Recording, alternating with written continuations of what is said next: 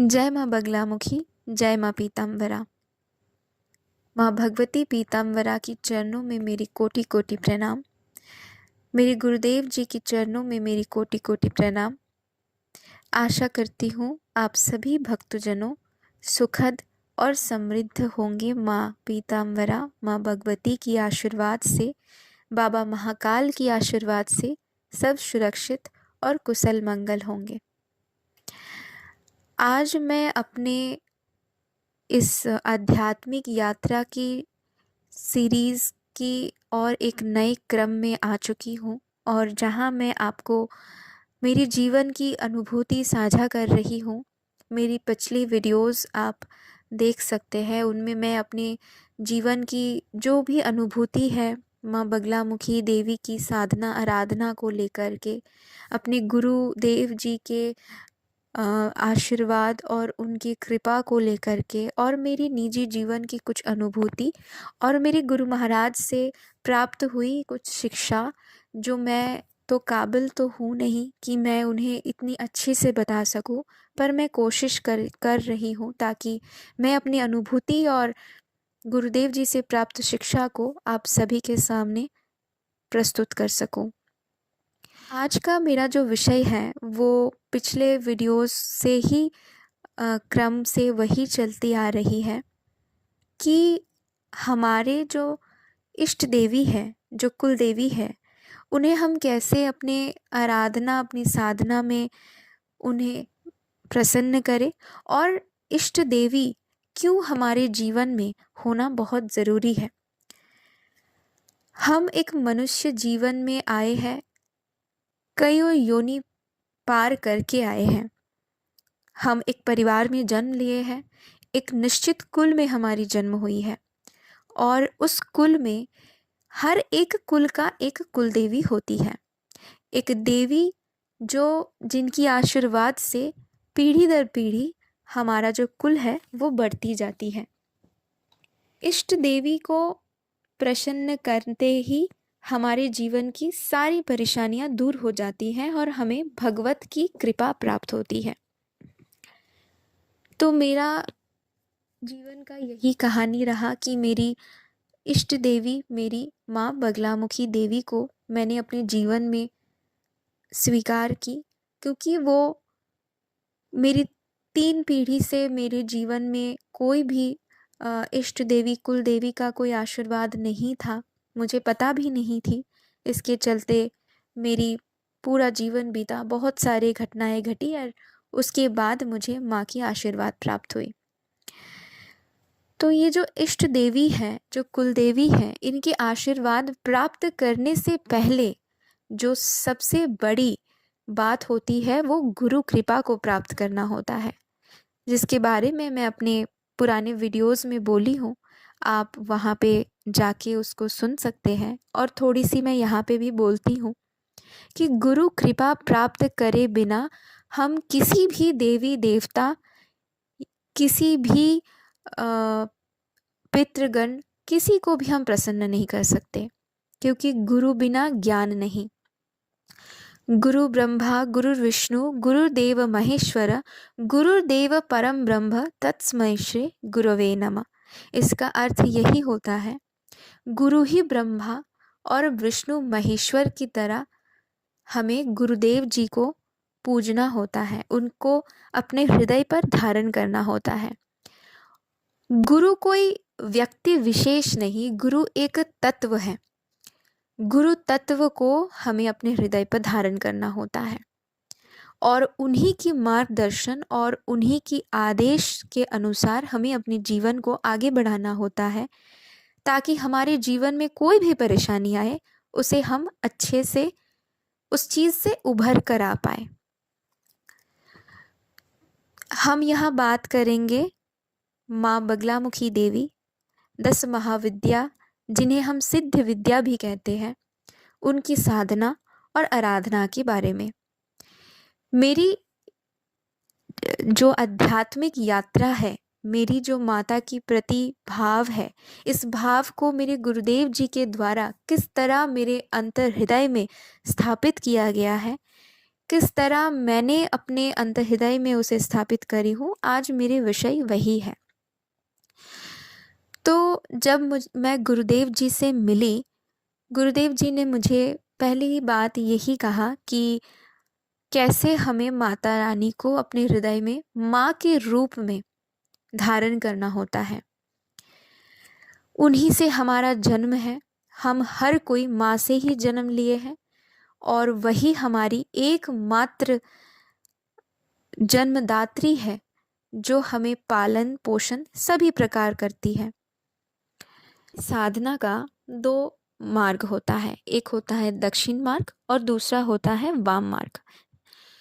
दक्षिण मार्ग से हम बहुत सीधी तरीके से आगे बढ़ते हैं, जिसका कोई निश्चितता नहीं होती है, हम कहाँ जा रहे हैं, क्या कर रहे हैं, इसका निश्चितता तय करना वैसे तो बहुत आसान होता है, पर ये कुछ सीधे जैसे कोई देवी देवताओं को प्रसन्न करने के लिए हम दक्षिण मार्ग का प्रयोग करते हैं। पर जब हम एक महाविद्या की साधना कर रहे हैं, जब हम स्वयं महाकाल महादेव की साधना करने जा रहे हैं, जिन्हें वामदेव कहा जाता है, भगवान श्री महाकाल को वामदेव कहा जाता है क्योंकि उन्हीं से तंत्र की उत्पत्ति हुई है और उन्हीं को पूजने के लिए, उन्हीं को प्रसन्न करने के लिए हमें वाम मार्ग की प्रयोग करना होता है।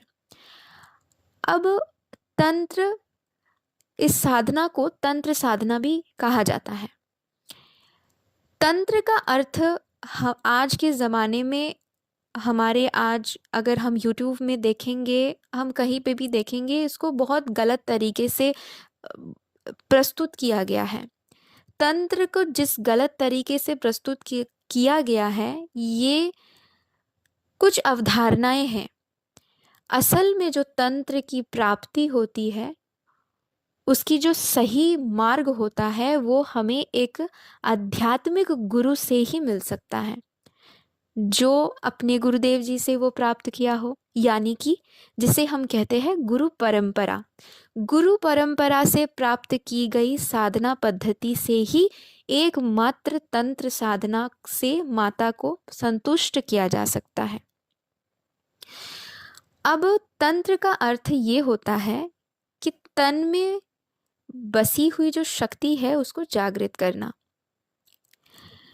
तंत्र का बस यही होता है मतलब कि हमारे तन में, हमारे शरीर में जो शक्ति है, जो कुंडलिनी शक्ति है, उसको जागृत करना ही तंत्र होता है।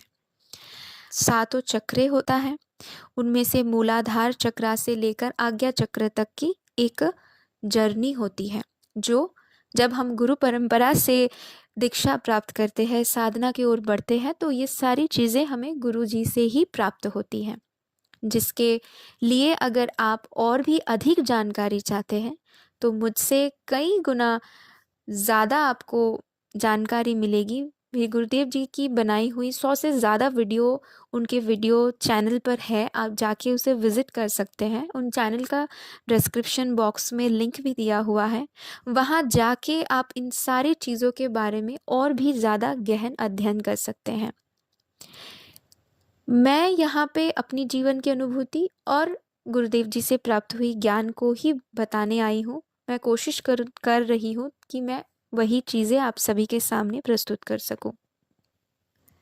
अब जब मेरी दीक्षा हुई, उसके बाद गुरुदेव जी ने मुझे 4 पद्धति बताए, चारों मंत्र दिए और 4 मंत्र जो दिए उनको उन्होंने कहा कि इन्हें आपको बहुत अच्छे से उच्चारण करना है, हर एक शब्द पर ध्यान लगाना है, हर एक शब्द की पीछे की ध्वनि को समझनी है और उसके बाद उस मंत्र के उच्चारण के द्वारा आपकी जो शक्ति है उसे जागृत करना है। जिनमें 4 मंत्र होता है, जो मंत्र तो मैं आपको यहाँ बता नहीं सकती, वो गुरु आदेश नहीं है मेरा। मैं इतना बता सकती हूँ, उन मंत्रों में जो पहला मंत्र होता है वो होता है गुरु मंत्र। गुरु मंत्र ही वो पहला सीढ़ी है जिससे हम पहला स्टेप लेते हैं आगे बढ़ने के लिए। पहले हमें अपने गुरुदेव जी के जो चित्र है, गुरुदेव जी के जो गुरु तत्व है उनको अपने हृदय पर धारण करते हुए उस मंत्रों का निरंतर जाप करना होता है। धीरे धीरे उस मंत्र का शक्ति आपको गुरुदेव जी से जुड़ने लगेगा, और जितना आप गुरुदेव जी से जुड़ने लगेंगे तभी आप साधना में आगे बढ़ सकते हैं। जब जब आपको साधना में कोई भी परेशानी आएगी तो गुरुदेव ही है एकमात्र जो आपको सही रास्ता दिखाएंगे। इसलिए आपको गुरु भी उसी को बनाना है, गुरु भी इतना सोच समझ कर आपको बनाना है जो आपको हर एक पल, हर एक मुहूर्त में आपका हाथ पकड़ा हो, आपके साथ खड़ा हो।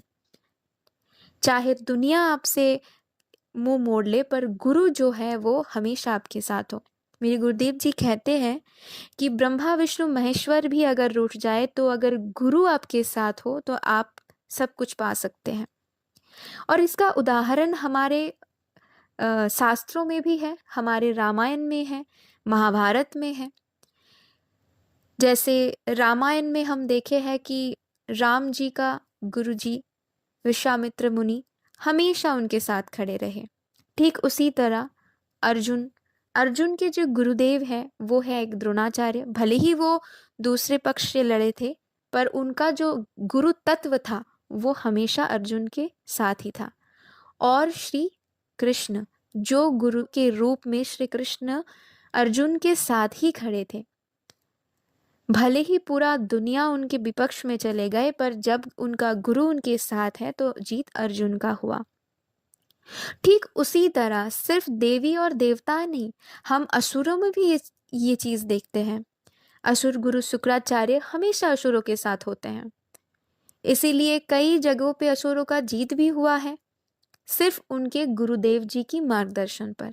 अर्थात हमें ये चीज गांठ बांध लेनी है कि गुरु ही है एक मार्ग धारक जो आपको आपके मंजिल तक पहुंचा सकते हैं, आपको आपके भगवान तक पहुंचा सकते हैं। गुरु ही एकमात्र मार्ग है। इसीलिए मैं आप सभी से आग्रह करना चाहूंगी कि जो जिनका दीक्षा हो चुकी है, जो दीक्षा लेके साधना कर रहे हैं बहुत अच्छा कर रहे हैं, जो गुरु परंपरा से साधना कर रहे हैं बहुत अच्छा कर रहे हैं, पर आप एक बार ये जरूर ध्यान दें कि क्या आप अपने गुरुदेव जी से इतना जुड़े हैं कि आप कभी भी उन्हें कॉल लगाएं, आप कभी भी उनको प्रश्न करें और आपको तुरंत उसका जवाब मिले। अगर हाँ तो आप सही रास्ते पर हैं, और अगर ना तो आपको दोबारा चिंतन करने की ज़रूरत है। और जिन्हें अभी तक गुरु नहीं मिला है, मैं उन सभी से आग्रह करूँगी कि मनमानी तरीके से माँ की कोई भी जाप ना करे, माँ की किसी भी मंत्र, किसी भी चालीसा, किसी भी नामों का जाप ना करे, क्योंकि इस मंत्र का साप लगता है। मंत्र की साप लगने से आपकी अहित भी हो सकता है। इसलिए मैं उन सभी से आग्रह करना चाहूंगी जो माता रानी की मंत्र का जाप करना चाहते हैं, जो माता प्रेम करते हैं, उनकी किसी भी मंत्र का जाप करना चाहते हैं, आप कृपया मेरे गुरु महाराज से संपर्क करें। उनका नंबर, उनका सारा डिटेल्स डिस्क्रिप्शन बॉक्स में दिया हुआ है। अगर आप सही में किसी गुरु दीक्षा प्राप्त करना चाहते हैं तो आप मेरे गुरु महाराज जी से संपर्क कर सकते हैं। वो ही शक्ति सिद्धपीठ मंदिर में वो उनकी साधन स्थली है, वहाँ पे वो साधना करते हैं और माँ की सेवा करते हैं, और साथ ही साथ वो और भी बहुत सारे कार्यक्रम से जुड़े हुए हैं जो आपको उनकी चैनल में पता चलेगी, और आप उनके चैनल को विज़िट कर सकते हैं। और आप माता रानी की शक्ति सिद्धपीठ में भी दर्शन के लिए ज़रूर आ सकते हैं। साधना की जो क्रम मैं बता रही थी उनमें से पहला होता है गुरु मंत्र, दूसरा होता है गणेश जी का मंत्र। माता रानी का जो गणेश है उन्हें हरिद्रा गणपति कहा जाता है, तो दूसरा जो मंत्र होता है वो हरिद्रा गणपति मंत्र। हरिद्रा गणपति मंत्र इसलिए दिया जाता है क्योंकि गुरु आपको ज्ञान प्रदान करते हैं और गणपति महाराज वो आपको बुद्धि प्रदान करते हैं। ज्ञान और बुद्धि के बिना कोई भी साधना, कोई भी कर्मकांड कभी भी सफल नहीं होता। अब उसके बाद दिया जाता है हमें बटुक भैरव महाराज जी का मंत्र, जो हमें माता जी की जो सहचर्या है उनसे रक्षा प्राप्त करने के लिए और साधना में आने वाली कई भी विघ्न बाधा सब कुछ से रक्षा पाने के लिए हमें बाबा बटुक भैरव महाराज जी का मंत्र दिया जाता है। और अंत में जो दिया जाता है वो माता रानी की दिव्य 36 मंत्र। और इस मंत्र की निरंतर जाप से आपको वो फल मिल सकता है जब आप गुरु परंपरा से, गुरु शिक्षा से, गुरु दीक्षा से जब इस क्रम से साधना करते हैं तो आपको वो फल मिलता है जिसका अपेक्षा भी आप नहीं करे थे या हम भी नहीं करे थे। माता रानी तो इतनी दयालु है, इतनी कृपालु है कि आप मन में जितना मन में रख के आप साधना करते हैं उससे कई ज़्यादा माता रानी आपकी झोली में डालते हैं। पर मुझे जो अपने गुरु महाराज से जो शिक्षा प्राप्त हुई है उसका एक छोटे सा मंत्र ही मैं कहूँगी। वो हमेशा यही कहते हैं कि साधना में कोई ऐसा नहीं होना चाहिए कि ये चाहिए मुझे। साधना तो प्रेम है, एक माँ के प्रति हमारा जो निस्वार्थ प्रेम है उसी को हम साधना कह सकते हैं। साधना के फल स्वरूप आपको जो मिल रहा है वो तो मिल रहा है, पर हमारे मन में एक निश्चल भक्ति और प्रेम होना बहुत ज़रूरी है। माँ के सामने जब हमें रोना होता है तो एक छोटे बच्चे की जैसे रोना होता है जिसके मन में और कुछ नहीं होता, सिर्फ माँ के गोदी में चढ़ना होता है। उसके मन सिर्फ माँ का प्रेम चाहता है, उसे और कुछ नहीं चाहता। तो हमें जब भी किसी भी महाविद्या की जब हम साधना करते हैं तो हमें ये स्वरूप में साधना करनी है कि ये हमारे माँ हैं और हम इनकी बेटे या फिर बेटी।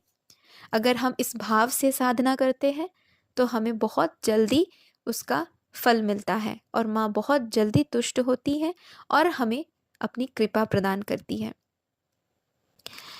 तो ये होता है साधना के बाद। इस क्रम से हम साधना को आगे बढ़ा सकते हैं और इन्हीं दौरान गुरुदेव जी मुझे अपने घर में मेरी माता रानी को स्थापित करने की विधि बताए, मैं वो भी करी। अपने घर में माँ को स्थापित किया, उनकी सिंहासन बनाई और मेरे घर में आज मेरे माता पिता, मेरा भाई, मेरे पूरे परिवार आज माता रानी के आराधना, साधना और उनकी पूजा सेवा में है और हम बहुत खुश हैं, हम बहुत शांति में हैं और हमारे मन में जो भी परेशानी था, जो भी अनचाहे सवाल उत्पन्न होती थी, आज वो गुरुदेव जी की आशीर्वाद से और माँ की कृपा से वो नहीं है और हम बहुत बहुत आभारी हैं कि हमें माँ की शरण प्राप्त हुई है और न जाने कितने जीवन के बाद बिछड़ गई जो माँ से जो संबंध था वो पुनः स्थापित हुआ है और मैं इसके लिए कोटि कोटि आभारी हूँ माँ की। और मैं आप सभी से यही कहना चाहूँगी जो भी इस वीडियो से जुड़े हैं ये सब माँ की इच्छा से ही जुड़े हैं। जो भी माता रानी के बारे में जानना चाहते हैं आप उन्हें ये वीडियो शेयर कर सकते हैं उनको जानकारी देने के लिए। तो इससे भी आपको माता रानी सेवा करने की मौका भी मिल जाएगा क्योंकि आप माँ के नामों का चर्चा कर रहे हैं। और गुरुदेव जी का और भी बहुत सारे वीडियोस हैं जो आप देख सकते हैं, उनसे ज्ञान भी प्राप्त कर सकते हैं और उसे शेयर भी कर सकते हैं। पर मैं सभी से यही आग्रह करूँगी कि कोई भी मनमानी तरीके से माँ की साधना ना करे। ये 10 महाविद्या है, ये सिद्ध विद्या है, ये बहुत गुप्त रहस्य है और उन रहस्य को प्राप्त करने के लिए आपको एक गुरु की आवश्यकता है। तो मेरी आज की ये चर्चाएँ यहीं मैं समाप्त करती हूँ और मैं आशा करती हूँ कि मैं आगे भी इसी तरह और भी कई सारे अपनी अनुभूतियों को लेकर के आप सभी के सामने प्रस्तुत हो सकूँ और मेरी गुरु कृपा से मैं बोलने के इतने काबिल बन सकूँ कि मैं आप सभी से ये सब चीज़ें साझा कर पाऊँ। जय माँ बगलामुखी, जय माँ पीताम्बरा, सद्गुरुदेव भगवान की जय। जय माँ पीताम्बरा। माँ बगलामुखी साधना, माँ बगलामुखी उपासना का बहुत ही सुंदर, बहुत ही प्यारा, बहुत ही अच्छा अनुभव प्रस्तुत किया है वर्षा ने। क्योंकि भगवान राम, भगवान कृष्ण और भगवान परशुराम जी, भगवान के जितने भी अवतार हुए हैं, उन्होंने भगवती को प्राप्त करने के लिए, किसी भी शक्ति को प्राप्त करने के लिए अपनी इष्ट देवी, अपनी कुल देवी की ही साधना की है। और आप सभी को यह भी बताना चाहूँगा कि राजा दशरथ जी को भी जब संतान प्राप्ति नहीं हो रही थी, तो उन्होंने ऋषि मुनियों के पास जाकर उनसे मार्गदर्शन पूछा और भगवती कुलदेवी की कृपा से उनकी मनोकामना पूर्ण हुई। तो जब भी हम हमारे जीवन में मुसीबत में घिर जाते हैं, हमारे घर पर नकारात्मक शक्तियों का प्रभाव पड़ जाता है, तो हमारे जीवन में अगर हम देखें तो पाएँगे कि हमारे कुलदेवी देवता ही हमसे नाराज़ होते हैं। अर्थात हमारे पास अपनी कुलदेवी देवता को पूजने की, उपासना करने की पूजा पद्धति प्राप्त नहीं होती है और हम इस भ्रम में होते हैं कि हमारी वो कुलदेवी देवता हैं, कोई कहता हमारी ये कुलदेवी देवता है और हम अपना ध्येय, अपनी एकाग्रता निश्चित नहीं कर पाते हैं और हमारे घर पर पितृगणों का आक्रमण होता है। धीरे-धीरे हमारी सभ्यता, संस्कृति में भी बहुत सारे परिवर्तन आते हैं। तो आप सभी को यही बताना चाहूँगा कि अगर आप भी आपकी कुलदेवी देवता का नाम भूल चुके हो, आपके जीवन से भी आपकी कुलदेवी देवता की कृपा हट चुकी है, तो किसी अच्छे, किसी सिद्ध, किसी दिव्य गुरु के सानिध्य में जाकर उनसे 10 महाविद्याओं में किसी एक महाविद्या की दीक्षा प्राप्त करें और दीक्षा में आपको जो मंत्र मिलेगा, वही मंत्र आपकी इष्ट देवी का मंत्र होगा।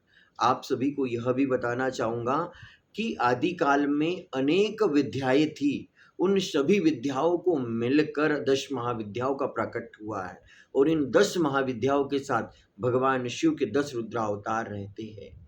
और आप माँ भगवती दशों महाविद्याओं में अष्टम महाविद्या माँ बगलामुखी माँ के दरबार से जुड़े हो। आप सभी अगर अच्छे से माता भगवती की साधना करना चाहते हो, उपासना करना चाहते हो, माँ बगलामुखी साधना का प्रशिक्षण लेना चाहते हो, माँ बगलामुखी साधना का शिक्षण लेना चाहते हो, तो आपको एक आचार्य की आवश्यकता होगी, जो आचार्य आपको एक-एक तत्व की सही जानकारी प्रदान कर सके। आपको ऐसे किसी भी ढोंगी, पाखंडी बाबा से नहीं जुड़ना होगा, जो सिर्फ़ आपको टोने-टोटके करना सिखाता होगा। क्योंकि गुरु तो आपको ज्ञान देगा, गुरु सद्गुरु आपको मोक्ष का मार्ग बताएँगे, कल्याण का मार्ग बताएँगे। सभी भक्तों को माँ बगलामुखी साधना का ये अनुभव कैसा लगा, कमेंट्स करके ज़रूर बताइए। जय माँ बगलामुखी, जय माँ पीताम्बरा, जय जगदम्बा।